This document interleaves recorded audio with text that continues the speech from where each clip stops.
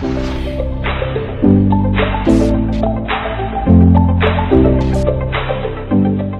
guys, welcome to another day with Zimaleta.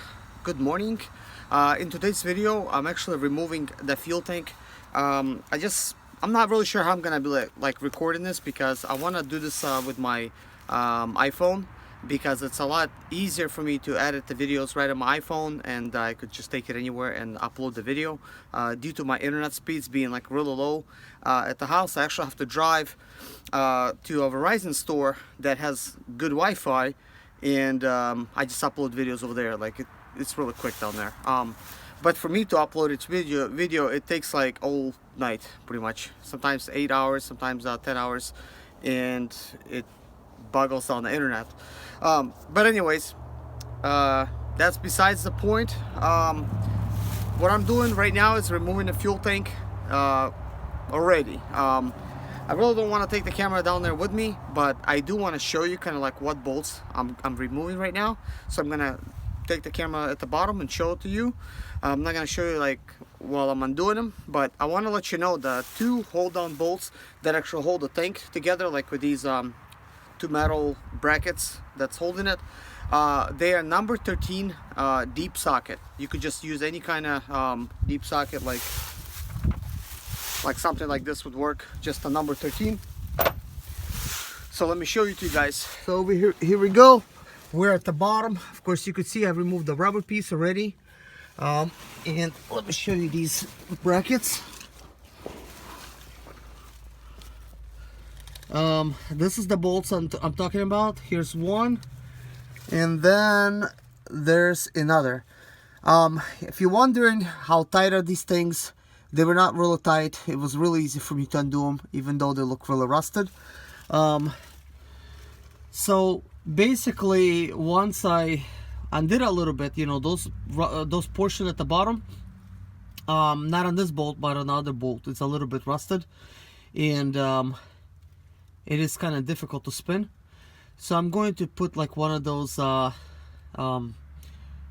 lubricants on there, you know, to really help it, you know, basically get down. Like I'm going to use a PB blaster. It should help. So that's all I'm removing for now. Supposedly there's no more diesel left in the tank, because I pumped out yesterday about 4.2 gallons, but I do believe there's probably 2 more gallons in here. It's just because most of it towards the bottom over here, and if I bang on it, I mean, I don't know. So it's like, also guys, I'm going to need to remove this bolt right here for this pipe, because I believe it's some kind of breather pipe. Not really sure to be exact, but I believe it's a breather pipe to let air out of the fuel tank as you're pumping. But guys, look at those holes. I could see like right through. I think this is where it's under the seat, you know. So somewhere over there. At this point, guys, the idea is it's not to actually remove that tank completely, even though I'm gonna be removing the tank completely. But the idea is to find out how much do you need to drop the tank down in order to have the brake lines clear through there like really good, because when replacing rear brake lines, that's what I'm actually doing.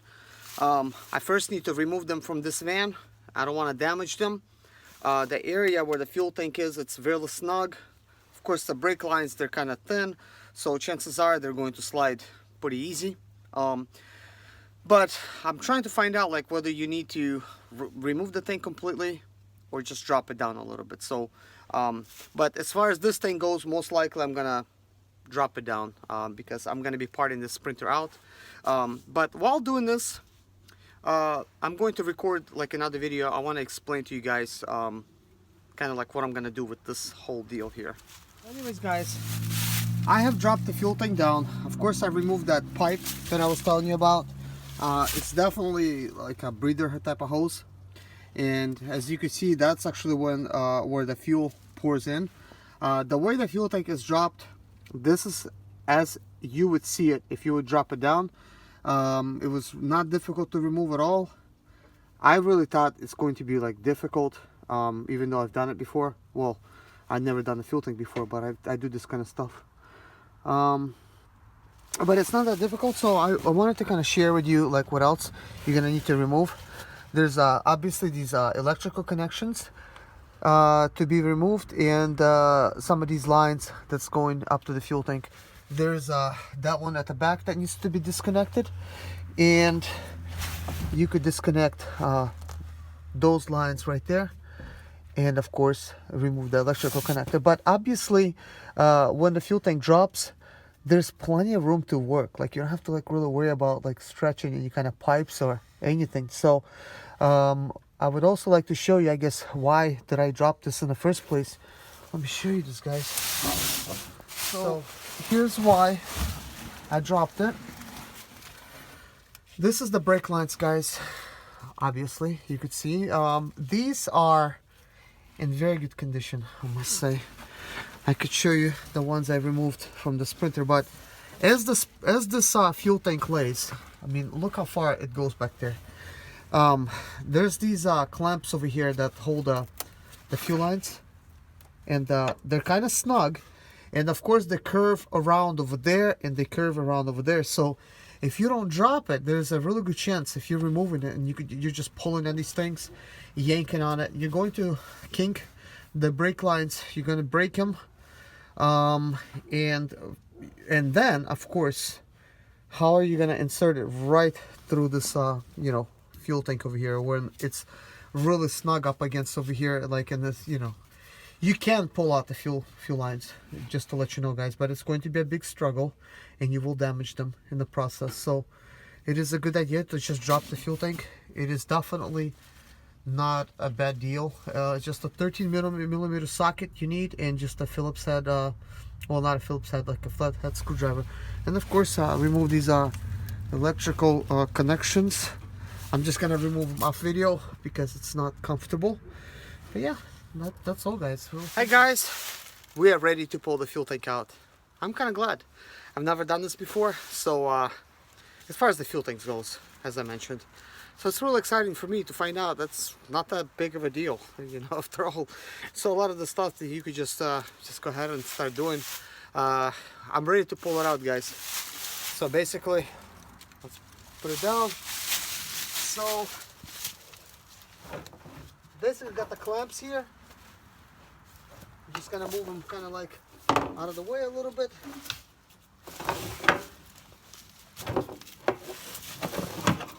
Окей, девочка, отойдем лапочки. Вот туда встань.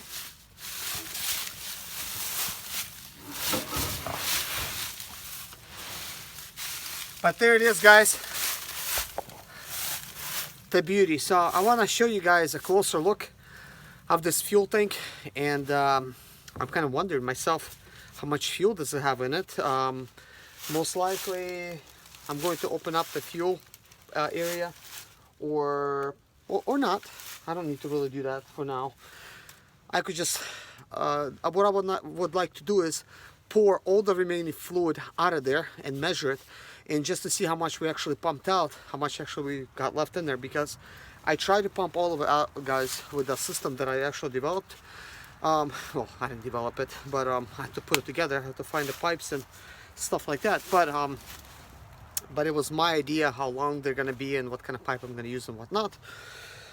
So I wonder how much I was able to get out, because this amount of fluid, whatever's in there, it was actually not that much. I didn't need like no jack to do it. So like initially I thought maybe I should put a jack under it, but at the same time I'm thinking it's going to be like in my way, and do I really need a jack if it's just a couple gallons in there? I mean, the worst that could happen is just it's gonna be kind of like heavy for one person, but not heavy for me.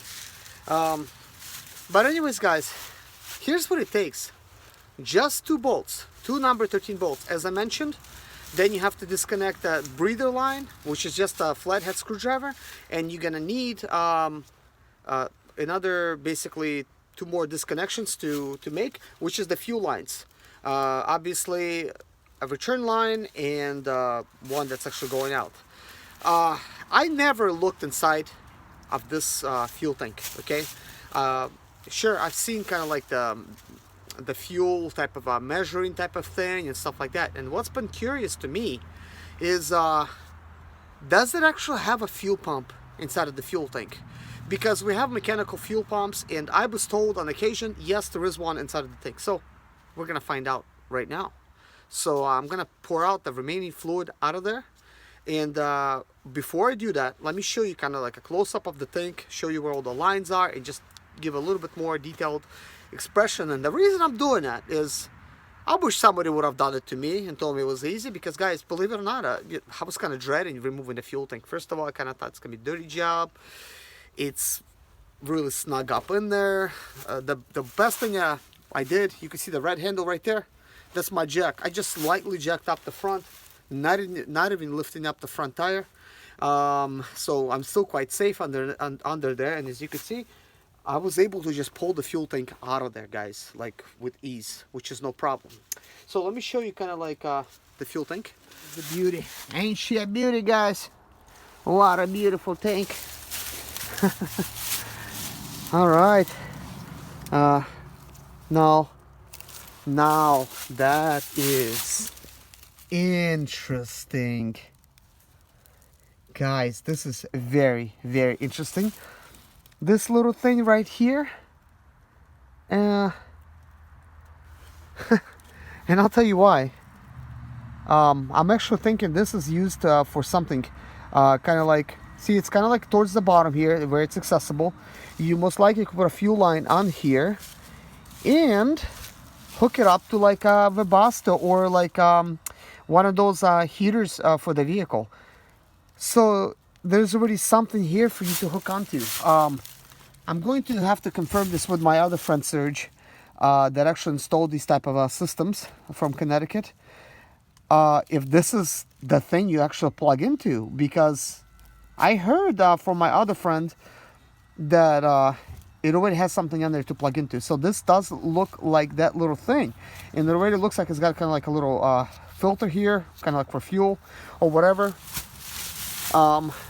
And also I could see like it's got like a kind of like an area where possibly this could be like pickup tubes. I'm not sure if they're removable, but most likely there's kind of like a little pipe that goes inside the tank, and it could actually suck the fluid up. That's going to be interesting. Most likely once I remove this lid, which will be in just a minute, I'm gonna have to first wash off all these contaminants out of the way. I'm going to see if there's actually a pipe that's actually going down. If it is, then it's a no-brainer. Then it means you could actually hook up a pipe here, put some kind of like one of these clamps on there. I would use something maybe like with the screw to really get it tight, and that's all you really need to suck diesel out of there. Now, one of the other things I was always wondering, guys, is can you hook up a second fuel tank? And how simple would it really be? This is actually where the fuel is actually going in, right here. And you pour it down from there. And I was kind of thinking, what if you add a fuel tank directly behind over there? Technically, we would have this here, and we could hook something onto it. And what I'm wondering is, like, what would be like the easiest way to actually fuel that tank up? To actually fill it up, guys. And then for the fluid to actually travel into this tank. I'm kind of wondering, because here we have a pipe that's going this way, and we got this one here. One of these things, okay, obviously this is the return line. So this is actually the fluid getting in, and this is fluid getting out.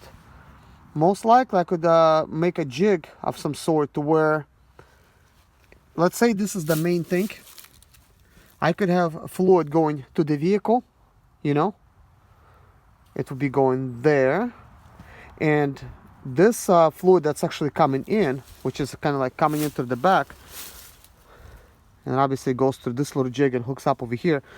I would actually hook it up to where it's actually coming into the other tank, like it would be returning into the secondary tank and filling it up as you're kind of driving it.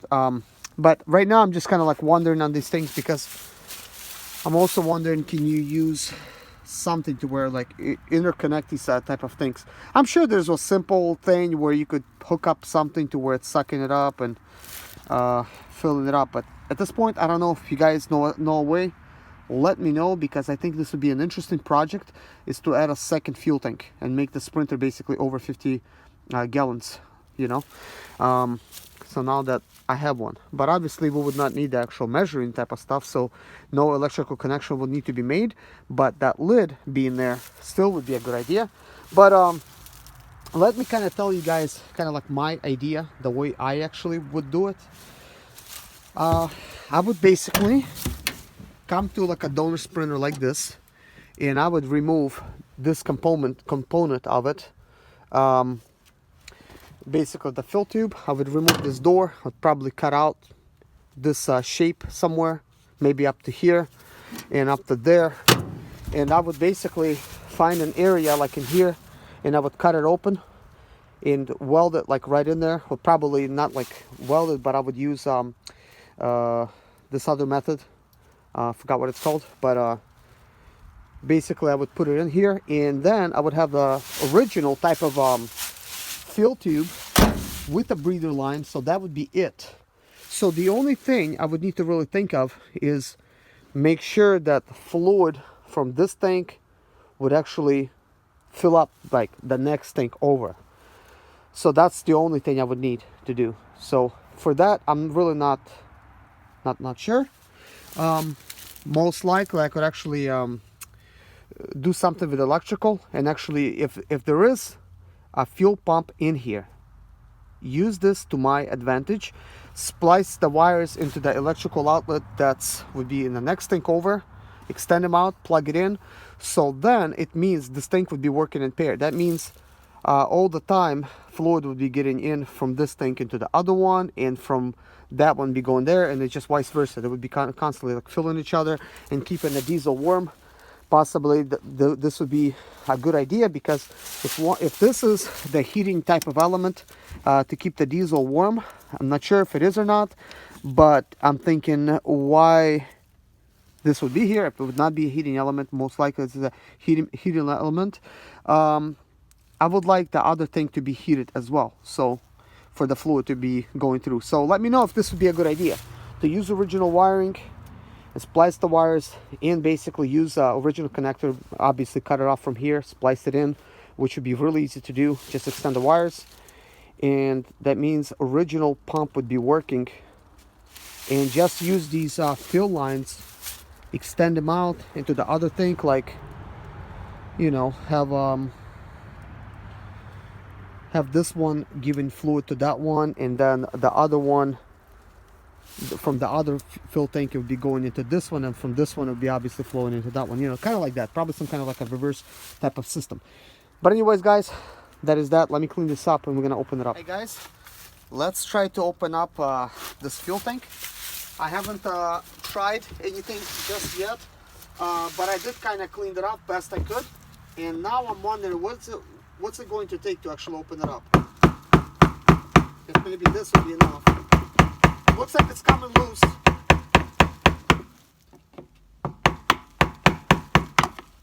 It's a good thing that they put these tabs on here.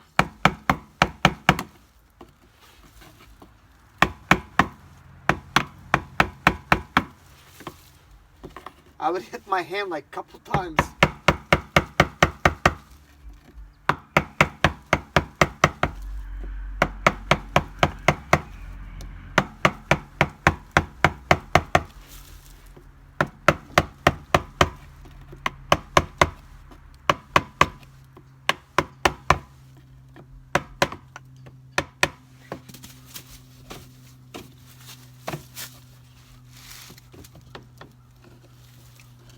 Alright, so that just comes out like that. So now we're gonna know for sure what's down here.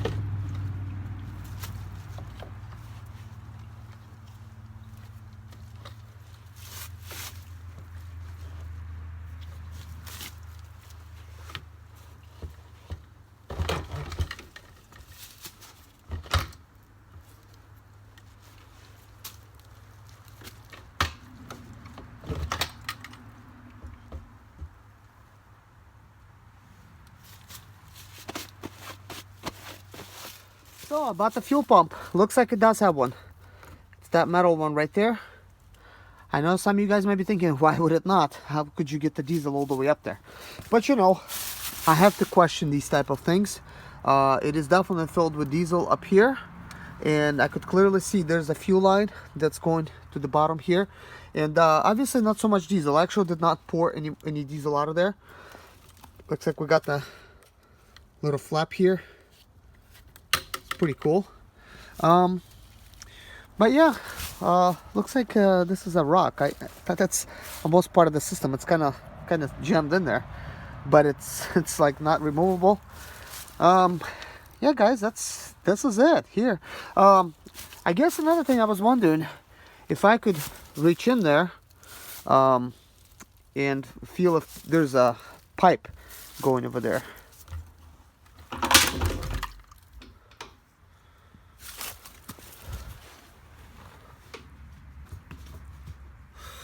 There's not anything down here, so I'm not sure if I could reach all the way inside this pipe.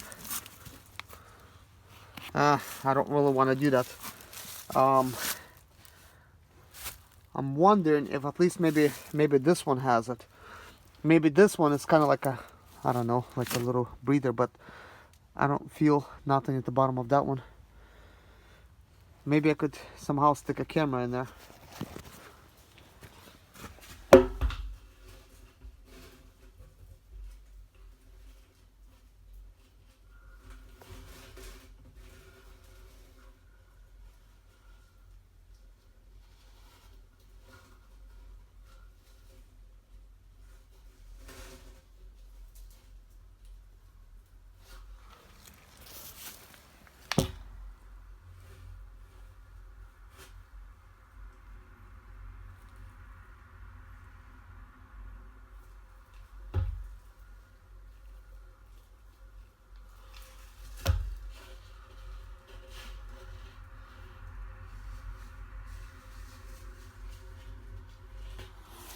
So as promised, guys, I wanted to find out how much diesel does it have, guys, and it actually has 2 liters of diesel. You cannot really see it, but I already looked at the bottom.